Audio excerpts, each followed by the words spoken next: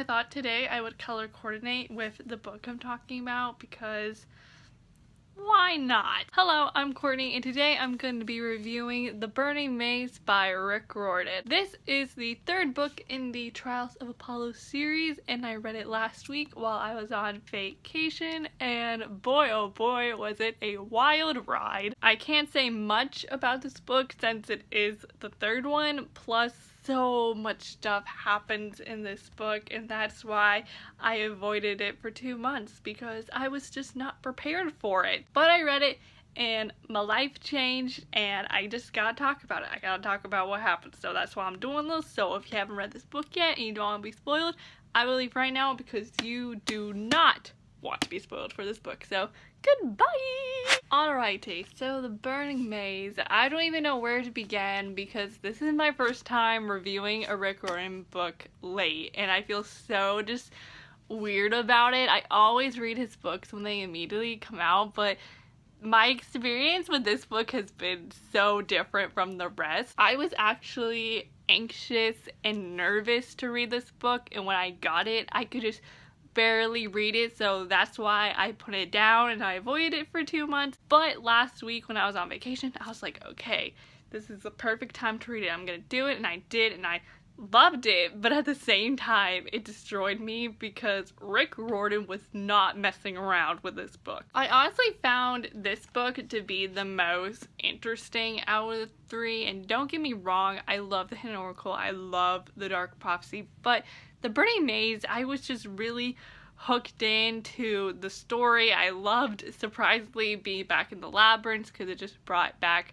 PGL memories. I loved Franny Grover. Oh my gosh, my favorite Satar. It was so wonderful. I loved being in California. I don't know. I just really liked the plot to this story. But what was so interesting about this book was all the dark twists that Rick did, and they were so just unexpected, and that's why I just knew that Rick, he was not playing around anymore. This was a serious deal, and I'm still shocked about it. So much stuff happened in this book, like going through the labyrinths and trying to find the Oracle Herophily. I never know. I don't know how to say her name, but trying to save her and trying to stop this third emperor. I already forgot his name, and the fires and all this other crazy stuff. But I mainly want to talk about the characters and things that happen with them, specifically to Piper and Jason. I predicted months ago that Jason and Piper were going to be in this book. We were going to see Camp Jupiter as well as other characters, but we actually didn't go to Camp Jupiter, and we didn't see some other characters I predicted, but we did get to see Jason and Piper, and wow. First off, Jason and Piper broke up. Now, if this had happened 4 years ago, so Blood of Olympus, I would have been the happiest girl in the world because I think Piper can do so much better, and I just would have been so happy for her. But reading their breakup in this book was the weirdest thing because Rick never gives me what I want, so the fact that he was honestly a little weird. And what was even more strange was that Piper's reasoning for their breakup was all the reasons why I thought they should break up. Like, she took the words out of my mouth, and I was like, what the heck is going on? I've thought about this breakup a lot because it has been a couple of days since I finished this book, but at the end of the day, I'm honestly really sad that they broke up, and it just makes me really angry again at Hera for ruining all these people's lives because Piper explained how, they got together over false memories, and Hera put them together and all this stuff, and it's all true, and it just makes me so angry at that goddess because I do think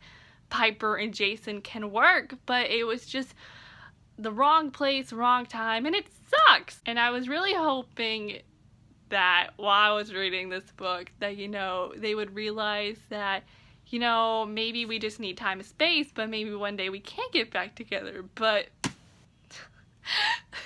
that can't happen. happen. This is so hard for me to say for some reason, because I know saying out loud means that it's real and I'm gonna have to accept this, but like for some reason I don't want to. I just can't believe in 2018 that Jason Grace died. Now, if this had happened 4 years ago, I would have been jumping off rooftops, screaming in joy, because Jason's always been my least favorite. I did not like him at all when I read The Lost Hero. But as I read Heroes on Olympus, he did grow on me. You know, he had a few good lines, he saved the day, and I was like, alright, I can tolerate you, you're cool. But what sucked about this book is that seeing him again and seeing how he was doing made me like him, and I was enjoying his character, and now he's gone. This is honestly one of the cruelest things Rick has done, because I was liking Jason and I just like wanted to give him a hug, especially when he had that talk with Apollo about how he found the Oracle and the Oracle told him that either he or Piper was gonna die, and I just like I knew in that moment that it was gonna be Jason, but I didn't want to accept it. But then he died. Rick doesn't kill off characters easily, which is a thing I love and hate about him. But this death, though, was just such a huge power move. And I think Rick hasn't done something this big since Percy Annabeth fell into Tartarus. So I do give him props for doing this huge risk, because I don't think a lot of authors would kill off a main character like this, but at the same time, I'm so surprisingly sad. And don't even get me started on his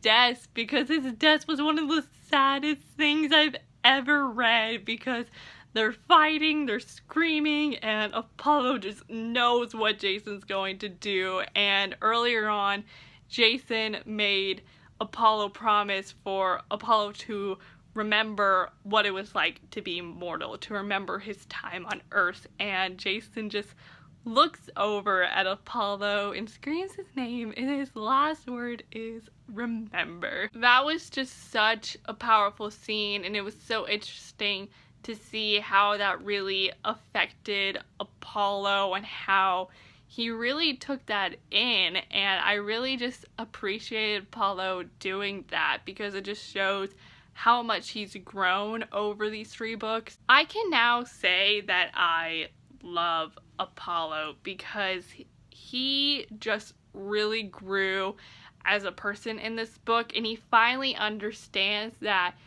even though he wants to be immortal again, he wants to feel these human emotions, and he understands them, and that's why he really took it seriously when Jason made that promise to him, and that's why he wants to remember. He wants to. He doesn't want to forget anymore, because this experience, even though it's been super hard, it's changed his life. And I just remembered Leo makes an appearance in this book, which I was not expecting at all. I thought we weren't gonna see him until, I don't know, maybe the last book, but he shows up, and when he sees Piper and he's looking around and goes, "Where's Jason?" I about lost it. And oh my god, when Apollo and Meg at the end are on the plane going to Camp Jupiter with Jason's casket, and Apollo starts crying and Meg's just like, "We're gonna win, we're gonna do this, we're gonna survive," and how Apollo just looks out the window, and his last words